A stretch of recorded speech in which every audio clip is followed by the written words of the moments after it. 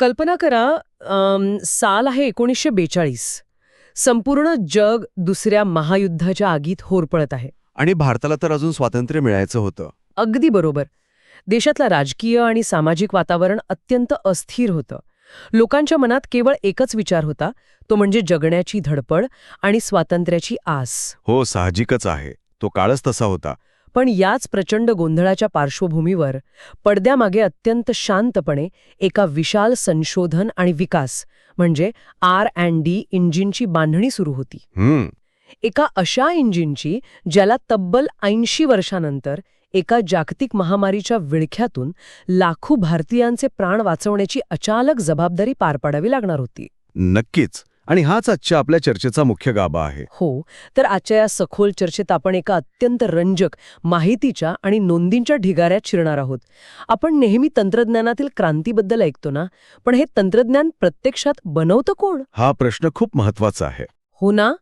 आज आपल्याकडे असलेल्या या माहितीमधून आपण CSIR म्हणजेच council of scientific and industrial research, मराठीत सांगायचं तर वैज्ञानिक आणि औद्योगिक संशोधन परिषद, या संस्थेची कार्यप्रणाली उलगडणार आहोत. हा विषय खऱ्या अर्थाने रंजक आहे. कारण आपण जेव्हा भारताच्या तांत्रिक आणि वैज्ञानिक प्रगतीचा आलेख बघतो ना, तेव्हा तो शून्यातून अचानक वर गेलेला नाहीये. त्याला एक भक्कम पाया आहे. अगदी. CSIR ही काही केवळ प्रयोगशाळांची किंवा सरकारी इमारतींची गोळाबेरीज नाहीये. आपण जर या सगळ्या माहितीचा खोलवर अभ्यास केला तर लक्षात येतं की ही संस्था भारताच्या औद्योगिक विकासाचा एक जिवंत आधारस्तंभ आहे. म्हणजे ती फक्त पुस्तकापुरती मर्यादित नाहीये. अजिबात नाही. बहुतांश लोकांना हे माहीतच नसतं की सकाळी उठल्यापासून ते रात्री झोपेपर्यंत ते जे काही वापरतात त्यात प्रत्यक्ष किंवा अप्रत्यक्षपणे या संस्थेच्या संशोधनाचा वाटा असू शकतो. अरे वा.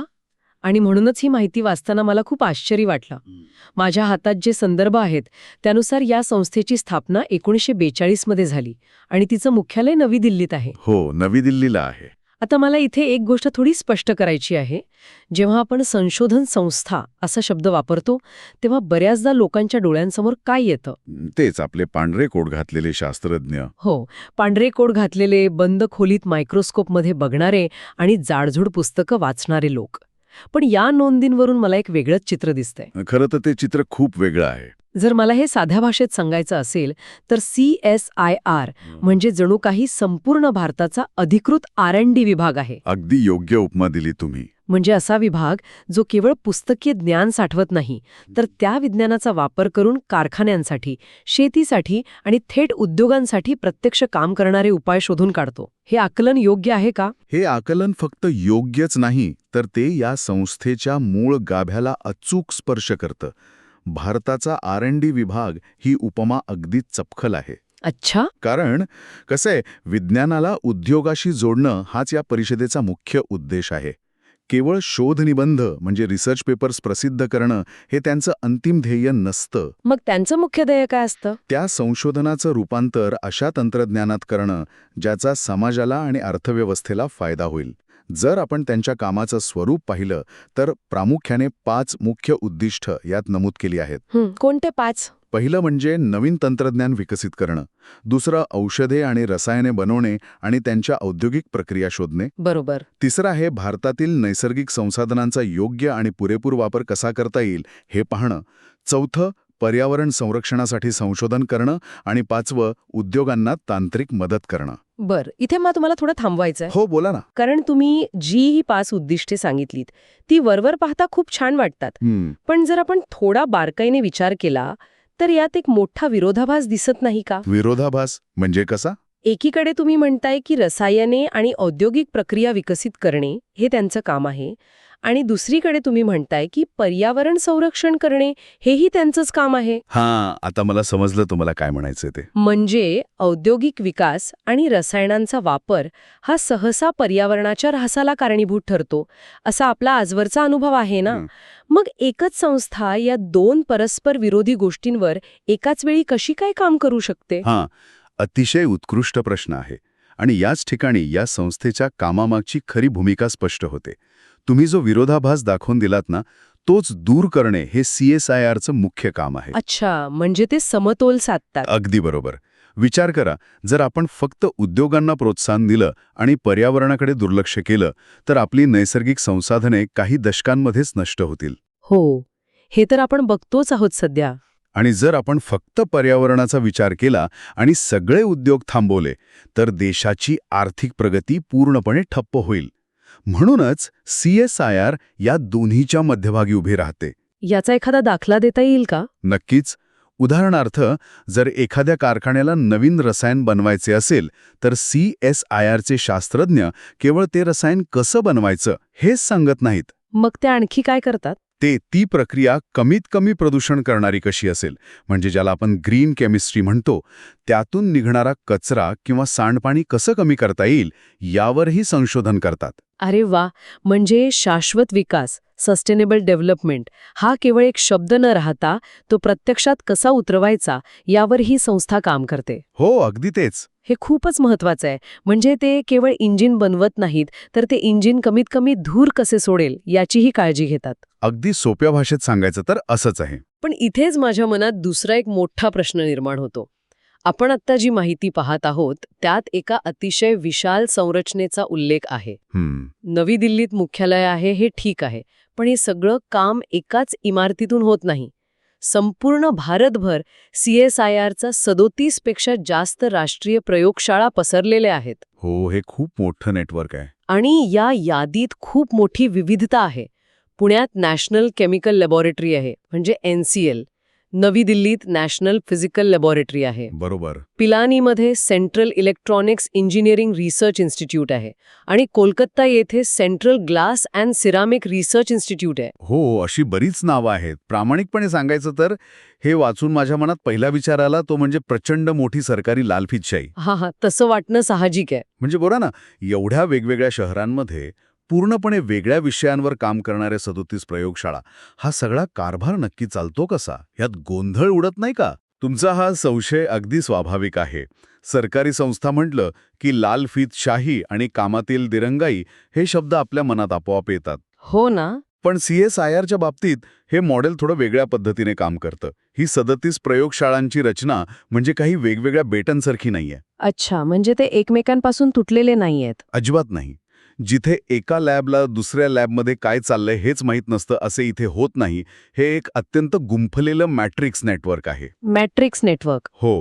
यामागे एक अतिशय स्पष्ट वैज्ञानिक दृष्टिकोन आहे. विज्ञानामध्ये आता कोणतीही मोठी गोष्ट एकाच विषयापुरती मर्यादित राहिलेली नाहीये. बरोबर. आजचे तंत्रज्ञान हे इंटरडिसिप्लिनरी म्हणजेच बहुविध्यशाखी आहे. जर तुम्हाला एक जागतिक दर्जाचा उपाय शोधायचा असेल तर तुम्हाला वेगवेगळ्या क्षेत्रांतील तज्ज्ञांना एकत्र आणावंच लागतं. म्हणजे तुम्ही म्हणताय की हे सगळे एकमेकांशी सतत संपर्कात असतात.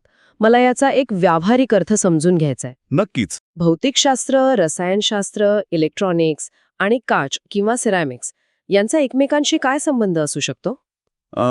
मी तुम्हाला हे एका सोप्या उदाहरणाने समजावून सांगतो. तुम्ही मगाशी R&D विभागाचा उल्लेख केला होता ना? हो, केला होता. समजा भारताला पूर्णपणे स्वदेशी आणि अत्याधुनिक असा एक नवीन स्मार्टफोन किंवा एखादे प्रगत इलेक्ट्रॉनिक उपकरण विकसित करायचंय. ठीक आहे, समजा करायचंय. आता यासाठी काय लागेल? त्या उपकरणाला ऊर्जा देण्यासाठी एक अत्यंत कार्यक्षम बॅटरी लागेल. हो, बॅटरी तर लागतेच. ही बॅटरी म्हणजे पूर्णपणे रसायनशास्त्राचा भाग झाला. त्यासाठी पुण्याच्या NCL मधील शास्त्रज्ञांचे कौशल्य उपयोगी पडेल. अच्छा, म्हणजे पुण्याची लॅब तिथे कामाला येईल. बरोबर. आता त्या उपकरणाचा जो स्क्रीन असेल, जो टणक आणि स्क्रॅच प्रूफ असावा लागतो, त्यासाठी विशिष्ट प्रकारच्या काचेची गरज असते. इथे कोलकात्याच्या ग्लास आणि सेरामिक इन्स्टिट्यूटची मदत घ्यावी लागेल. अरे वा. आणि त्या उपकरणाच्या आत जी मायक्रोचिप किंवा प्रोसेसर असेल त्याच्या डिझाईनसाठी पिलानीच्या इलेक्ट्रॉनिक्स इंजिनिअरिंग इन्स्टिट्यूटमधील तज्ज्ञ लागतील. हे तर एकाच मोठ्या कारखान्याच्या वेगवेगळ्या असेंब्ली लाईन सारखं झालं. अगदी बरोबर. जर या सर्व वेगवेगळ्या खाजगी कंपन्या असत्या तर त्यांना एकमेकांसोबत करार करायला आणि तंत्रज्ञान सामायिक करायला अनेक वर्ष लागली असती. हाच तो महत्वाचा दुवा आहे. CSIRची हीच खरी ताकद आहे. हे सगळे तज्ज्ञ एकाच छत्राखाली असल्यामुळे ज्ञानाची देवाणघेवाण अत्यंत वेगाने आणि विना अडथळा होते. म्हणजे एका प्रयोगशाळेत लागलेला शोध दुसऱ्या प्रयोगशाळेतील समस्येचं उत्तर असू शकतो. नक्कीच. आणि याच कारणामुळे औषध निर्मितीपासून ते अंतराळ तंत्रज्ञानात लागणाऱ्या सुट्ट्या भागांपर्यंत आणि शेतीपासून ते इलेक्ट्रॉनिक्सपर्यंत प्रत्येक गोष्टीत भारत वेगाने स्वयंपूर्ण होण्याच्या दिशेने पावले टाकत आहे. हे खरंच खूप प्रभावी आहे. हो. हे 37 लॅब्सचं जाळं म्हणजे अडथळा नसून ती एक अत्यंत कार्यक्षम इकोसिस्टम आहे. हा दृष्टिकोन खरोखरच डोळे उघडणारा आहे. आपण आत्तापर्यंत काय आणि कसं चालतं यावर चर्चा केली. पण आता मला या चर्चेला एका वेगळ्या वळणावर न्यायचंय. बरं, बोला. आपण पाहिलं की 37 प्रयोगशाळा आहेत, प्रचंड मोठं नेटवर्क आहे. पण या सगळ्याचा रस्त्यावर चालणाऱ्या, रोजच्या लोकलने प्रवास करणाऱ्या किंवा शेतात घाम गाळणाऱ्या सामान्य माणसाशी काय संबंध? हा अतिशय महत्वाचा मुद्दा आहे. कारण बऱ्याचदा असं होतं की संशोधन हे फक्त जाडजूड पुस्तकांमध्ये, विद्यापीठांच्या ग्रंथालयांमध्ये किंवा आंतरराष्ट्रीय जर्नल्समध्येच बंदिस्त राहतं. CSIRच्या प्रयोगशाळेत चालणारं हे संशोधन प्रत्यक्ष खऱ्या आयुष्यात कसं उपयोगात येतं? हा खऱ्या अर्थाने सर्वात कळीचा प्रश्न आहे. कारण जोपर्यंत विज्ञानाचा फायदा तळागाळातील माणसाला होत नाही, तोपर्यंत त्या विज्ञानाला काहीच अर्थ नसतो. अगदी 100% सहमत आहे मी. विकसित केलेलं तंत्रज्ञान केवळ पुस्तकात राहिलेलं नाही, तर ते थेट लोकांपर्यंत पोचलं आहे. यासाठी सर्वात ताजं आणि सर्वांच्या परिचयाचं उदाहरण म्हणजे कोविड-19चा काळ. तो काळ तर आपल्यापैकी कोणीच विसरू शकत नाही. ती एक अभूतपूर्व आणीबाणी होती. नक्कीच. जेव्हा कोविड-19ने अचानक धडक दिली आणि संपूर्ण देशात लॉकडाऊन लागला, तेव्हा एक मोठी समस्या उभी राहिली होती, ती म्हणजे टेस्टिंगची. हो, सुरुवातीला आपल्याला काहीच समजत नव्हतं. सुरुवातीच्या काळात आपल्याला चाचणी किट्ससाठी पूर्णपणे परदेशांवर अवलंबून राहावं लागत होतं. पण जागतिक पुरवठा साखळीचं विस्कळीत झाल्यामुळे ते किट्स मिळणं कठीण झालं होतं. बरोबर. अशावेळी CSIRच्या प्रयोगशाळांनी पुढाकार घेतला. त्यांनी अत्यंत कमी वेळात आपल्या देशातच कोविड-19 टेस्टिंग किट्स विकसित केले आणि तेही आपल्याकडील उपलब्ध साधनसामुग्रीचा वापर करून. बापरे, हे खूपच वेगाने झालं होतं. हो. आता विचार करा, हे इतक्या वेगाने कसं शक्य झालं? कारण 1942 पासून त्यांनी जी संशोधनाची आणि पायाभूत सुविधांची शिदोरी जमा केली होती, ती या आणीबाणीच्या वेळी कामी आली. म्हणजे तो पाया भक्कम होता म्हणून इमारत लगेच उभी राहिली. अगदी बरोबर. या व्यतिरिक्त अनेक जीवनावश्यक औषधे आणि लसींच्या निर्मिती प्रक्रियेतही त्यांनी भारतीय फार्मा कंपन्यांना मोलाची तांत्रिक मदत केली. म्हणजे 1942 साली पेरलेलं बीज 2020च्या जागतिक संकटात देशाची ढाल बनून उभं राहिलं. हे खूपच रंजक आहे. होय. पण या माहितीमध्ये केवळ वैद्यकीय क्षेत्राचाच उल्लेख नाहीये. यात कृषी आणि अन्न प्रक्रिया, पेट्रोलियम उद्योग आणि सर्वात महत्त्वाचं म्हणजे पर्यावरण आणि पाणी शुद्धीकरण तंत्रज्ञान यांचाही समावेश आहे. हो, या क्षेत्रांतही त्यांचं काम खूप मोठं आहे. इथे मला एक गोष्ट प्रकर्षाने सांगावीशी वाटते. आपण जेव्हा तंत्रज्ञान हा शब्द उच्चारतो तेव्हा आपल्या डोक्यात रोबोट्स, AI किंवा अंतराळ याने येतात. सामान्यतः तसंच होतं. पण तुम्ही आत्ता ज्या पाणी शुद्धीकरणाचा उल्लेख केलात, मला वाटतं सामान्य माणसासाठी यापेक्षा मोठं आणि महत्त्वाचं तंत्रज्ञान दुसरं कोणतंच असू शकत नाही. तुमचे हे निरीक्षण अतिशय अचूक आणि वास्तवाला धरून आहे. तंत्रज्ञान म्हणजे फक्त हाय-फाय गॅजेट्स नव्हेत. बरोबर. ग्रामीण भारतात जिथे पिण्याच्या पाण्याचे स्रोत प्रदूषित झाले आहेत, तिथे अत्यंत कमी खर्चात पाणी शुद्ध करणारे तंत्रज्ञान पोचवणे हे एखाद्या अंतराळ मोहिमेइतकेच मोठं यश आहे. नक्कीच. CSIRने असे अनेक वॉटर प्युरिफिकेशन प्लांट्स आणि तंत्रज्ञाने विकसित केली आहेत, जी आज अनेक गावांमध्ये शुद्ध पाणी पुरवत आहेत. हे ऐकून खूप समाधान वाटतं. यासोबतच कृषी आणि अन्न प्रक्रिया क्षेत्राचा विचार करा. भारतात मोठ्या प्रमाणावर धान्य आणि फळे योग्य साठवणुकीअभावी खराब होतात. हो, शेतकऱ्यांचं खूप नुकसान होतं यात. CSIRच्या तंत्रज्ञानामुळे अन्नाची नासाडी थांबवण्यासाठी आणि त्याचं शेल्फ लाईफ वाढवण्यासाठी नवीन प्रक्रिया विकसित झाल्या आहेत. म्हणजे ते धान्य जास्त काळ टिकू शकतं. अगदी. याचा थेट फायदा शेतकऱ्यांना होतो, कारण त्यांच्या मालाला चांगला भाव मिळतो आणि ग्राहकांना दर्जेदार अन्न मिळतं. विज्ञानाचा हाच तो मानवी चेहरा आहे. हे ऐकताना एक गोष्ट स्पष्ट होतीये की विज्ञान हे समाजाच्या मूलभूत गरजांशी कसं जोडलेलं असावं याचं हे एक उत्तम उदाहरण आहे. हो, नक्कीच. पण आता आपण या चर्चेच्या एका अतिशय महत्त्वाच्या टप्प्यावर आलो आहोत. माझ्या मनात एक शंका सुरुवातीपासून घोळत आहे. कोणती शंका? आपण 37 प्रयोगशाळांबद्दल बोललो, कोविडच्या किट्सबद्दल बोललो, पाणी शुद्धीकरणाबद्दल बोललो, पण हे सगळं करण्यासाठी लागणारी बुद्धिमत्ता किंवा ब्रेन पॉवर कुठून येते? हा खूपच महत्वाचा प्रश्न आहे. मला म्हणायचंय की हे इतके हजारो शास्त्रज्ञ आणि संशोधक काही आकाशातून तर पडत नाहीत. या इतक्या मोठ्या प्रमाणावरील संशोधनासाठी जो मानवी संसाधनांचा साठा लागतो तो कसा उभा केला जातो? हा तर या संपूर्ण यंत्रणेचा खरा कणा आहे. कोणतीही संशोधन संस्था केवळ कॉन्क्रीटच्या इमारतीं किंवा परदेशातून आयात केलेल्या महागड्या मशीन्सवर चालत नाही. बरोबर, त्यांना चालवायला माणसंच लागतात. तिला चालवणारे तेजस्वी आणि समर्पित मेंदू लागतात. आणि सुदैवाने CSIRला हे अतिशय चांगल्या प्रकारे माहीत आहे. अच्छा, मग ते काय करतात यासाठी? म्हणूनच ही संस्था केवळ स्वतःच्या 4 भिंतीं संशोधन करत नाही, तर ती संपूर्ण देशातील तरुण पिढीला म्हणजे भविष्यातील शास्त्रज्ञांना घडवण्याचं एक अत्यंत महत्त्वाचं काम करते. आपल्या या नोंदींमध्ये तुम्ही पाहिलं असेल, CSIR कडून विद्यार्थ्यांसाठी विशेष संशोधन फेलोशिप दिली जाते. हो, माझ्याकडे त्या परीक्षेचा उल्लेख आहे. CSIR UGC net. बरोबर, हीच ती परीक्षा. पण मला हे समजून घ्यायचंय की ही फेलोशिप नक्की काय करते. केवळ एक प्रमाणपत्र देण्यापलीकडे याचा विद्यार्थ्यांच्या आयुष्यावर काय परिणाम होतो? याचा परिणाम केवळ शैक्षणिक नसून तो अत्यंत सखोल आणि सामाजिक आर्थिक स्वरूपाचा आहे. म्हणजे कसं? CSIR UGC नेट ही भारतातील विज्ञान क्षेत्रातील विद्यार्थ्यांसाठी घेण्यात येणारी एक अत्यंत कठीण आणि प्रतिष्ठित राष्ट्रीय स्तरावरील परीक्षा आहे. अच्छा, ही केवळ एक परीक्षा नाहीये. मग काय आहे? ती देशभरातील लाखो विद्यार्थ्यांमधून सर्वात तीक्ष्ण आणि संशोधक वृत्तीच्या बुद्धिमत्तेला शोधून काढणारी एक चाळणी आहे. अच्छा, जे विद्यार्थी या परीक्षेत अत्यंत उच्च गुणांनी उत्तीर्ण होतात त्यांना JRF म्हणजेच ज्युनियर रिसर्च फेलोशिप आणि पुढे जाऊन SRF म्हणजेच सीनियर रिसर्च फेलोशिप दिली जाते. पण ही फेलोशिप मिळणं एवढं महत्वाचं का आहे? कारण संशोधनाचा रस्ता हा खूप मोठा आणि खडतर असतो. एखाद्या विषयावर PhD करण्यासाठी किंवा सखोल संशोधन करण्यासाठी 5 ते 7 वर्ष लागू शकतात. हो, तो काय लगेच होणारा प्रकार नाहीये. आता विचार करा, आपल्या देशातील अनेक हुशार विद्यार्थी हे सामान्य किंवा गरीब कुटुंबांतून येतात. त्यांच्यावर लवकरात लवकर एखादी नोकरी मिळवून कुटुंबाला हातभार लावण्याचा प्रचंड दबाव असतो. हो, हे तर आपल्याकडचं वास्तव आहे. अशा परिस्थितीत एखाद्या अत्यंत बुद्धिमान विद्यार्थ्याला केवळ पैशांअभावी संशोधन सोडून बँकेत किंवा इतर कुठल्याही साध्या नोकरीत जावे लागणं हे त्या विद्यार्थ्याचं तर नुकसान आहेच, पण त्याहून मोठं नुकसान या देशाचे आहे. खरंच, आपण कदाचित एक मोठा शास्त्रज्ञ गमावतो. हाच तो खरा मुद्दा आहे आणि इथेच CSIRची भूमिका महत्वाची ठरते. म्हणजे JRF आणि SRFच्या माध्यमातून CSIR त्या विद्यार्थ्याला एक आर्थिक सुरक्षा कवच प्रदान करते. अगदी अचूक ओळखल तुम्ही. या फेलोशिपमुळे त्या विद्यार्थ्याला दरमहा एक निश्चित आर्थिक मदत मिळते.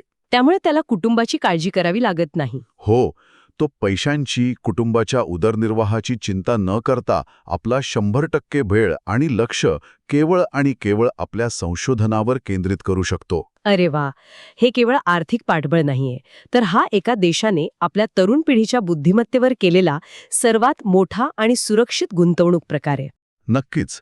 आज JRF मिळवून पुण्याच्या NCLमध्ये किंवा दिल्लीच्या लॅबमध्ये रात्रंदिवस काम करणारा एखादा विद्यार्थी उद्या भविष्यात कर्करोगावरील नवीन औषध शोधून काढू शकतो. किंवा भविष्यातील ऊर्जेचा एखादा शाश्वत स्रोत निर्माण करू शकतो. हो ना, एका पिढीकडून दुसऱ्या पिढीकडे ज्ञानाचा आणि संशोधनाचा हा वारसा हस्तांतरित करण्याचे काम या फेलोशिप्स करतात. हे ऐकताना खरंच अंगावर काटा येतो, कारण आपण सहसा देशाच्या विकासाचे मोजमाप रस्ते, पूल आणि इमारतींवरून करतो. पण खरी प्रगती तिथे नसते. अगदी, खरी प्रगती ही त्या प्रयोगशाळांमध्ये काम करणाऱ्या तरुण विद्यार्थ्यांच्या डोळ्यांतील स्वप्नांमध्ये घडत असते.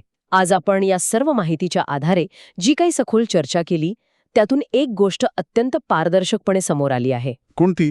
CSIR ही केवळ एक सरकारी संस्था किंवा काही इमारतींची गोळाबेरीज नक्कीच नाहीये. ही संस्था भारतातील कच्च्या विज्ञानाला प्रत्यक्ष उद्योगांशी जोडणारा आणि तिथून ते तंत्रज्ञान सामान्य माणसाच्या पिण्याच्या पाण्यापर्यंत आणि ताटातील अन्नापर्यंत पोहोचवणारा एक सर्वात मजबूत दुवा आहे. यात कोणतीही शंका नाही. 1942 साली म्हणजे स्वातंत्र्यापूर्वी लावलेलं हे एक छोटंसं रोपटं होतं, ज्याचा आज एक विशाल आणि बहुआयामी वटवृक्ष झाला आहे. पारतंत्रातील भारतापासून ते आजच्या जागतिक स्तरावर स्पर्धा करणाऱ्या आधुनिक आणि स्वावलंबी भारतापर्यंतच्या प्रवासात देशाच्या प्रगतीत या संस्थेचा वाटा खरोखरच सिंहाचा राहिला आहे. हो, ते तर आपण पाहिलंच. केवळ प्रयोगशाळेत संशोधन करण्यावर न थांबता समाजातील अगदी शेवटच्या घटकाचं आयुष्य सुखकर कसं करता येईल हे त्यांचं उद्दिष्ट अत्यंत कौतुकास्पद आणि प्रेरणादायी आहे. नक्कीच. आणि हे सगळं समजून घेतल्यानंतर या सखोल चर्चेच्या शेवटी आपण ज्या मुद्द्यावरून सुरुवात केली होती तिथेच पुन्हा एकदा येऊया. बरं. सुरुवातीला आपण विचारलं होतं की हे तंत्रज्ञान प्रत्यक्षात बनवतं कोण आज आपल्याला त्या प्रश्नाचं अतिशय विस्तृत आणि समाधानकारक उत्तर मिळालं आहे. हो, अगदी सविस्तर मिळालंय. पण जाता जाता माझ्या मनात एक विचार घोळतोय, जो मला वाटतं या चर्चेत सहभागी असलेल्या प्रत्येकाने स्वतःला विचारून पाहावा. कोणता विचार? बघा, 1942 साली अत्यंत कठीण परिस्थितीत स्थापन झालेली ही संस्था जर 80 वर्षानंतर आजच्या काळात एका अचानक आलेल्या महामारीचे टेस्टिंग किट्स वेगाने बनवू शकत असेल आणि आपल्याला पाणी शुद्धीकरणासारखे जगण्याशी निगडीत असलेले आधुनिक तंत्रज्ञान देऊ शकत असेल, तर जरा विचार करा. नक्कीच. भारतभर पसरलेल्या या 37 प्रयोगशाळांमध्ये आज ह्या क्षणी असे कोणते संशोधन सुरू असेल, आज तिथे काम करणारे ते तरुण JRF संशोधक अशा कोणत्या गोष्टीवर प्रयोग करत असतील, जे कदाचित येत्या 50 वर्षात आपले आणि आपल्या पुढच्या पिढीचे संपूर्ण जीवनच मुळासकट बदलून टाकेल. हा प्रश्न खरोखरच अंगावर रोमांच उभा करणारा आहे. भविष्यात काय दडलंय याची उत्सुकता वाढवणारा आहे. हो ना, याच विचार करायला लावणाऱ्या आणि भविष्याची उत्सुकता वाढवणाऱ्या प्रश्नासोबत आपण आजची ही सखोल चर्चा इथेच थांबूया. माहितीच्या आणि ज्ञानाच्या अशाच एका नव्या वेधासाठी पुन्हा एकदा एकत्र येऊ. तोपर्यंत असेच प्रश्न विचारत रहा आणि नवीन गोष्टी समजून घेत रहा.